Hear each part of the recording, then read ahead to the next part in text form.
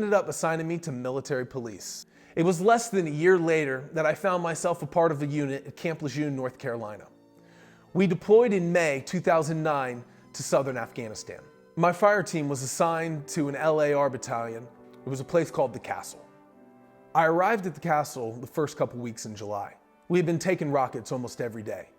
On July 23rd, 2009, we were sitting inside of a small ruin playing cards. We had just released our first detainee. It was a 19-year-old kid. About 30 minutes later, a loud explosion went off outside the castle walls.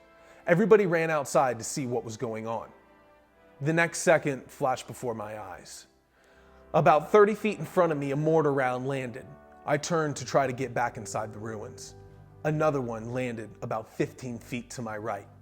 It blew me to the ground. I felt shrapnel come across my entire body. I didn't know what to think. I didn't even remember falling. All I remember was opening my eyes, my head in the ground, my hands over my head. When I opened my eyes, I realized I wasn't inside. I was actually about 10 feet from the door to get inside.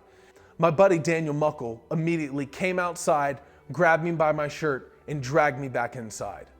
Out of all the shrapnel that hit me, only one piece, about the size of my pinky nail, went inside of my right leg.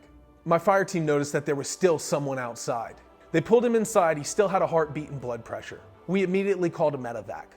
About 7 minutes later, a helicopter landed. When we got on the helicopter, the medics tended to Sergeant Lane. Me and Corporal Minor were perfectly fine. They told us to continue doing CPR on him to keep him breathing. The next 15 minutes were the longest 15 minutes of my life.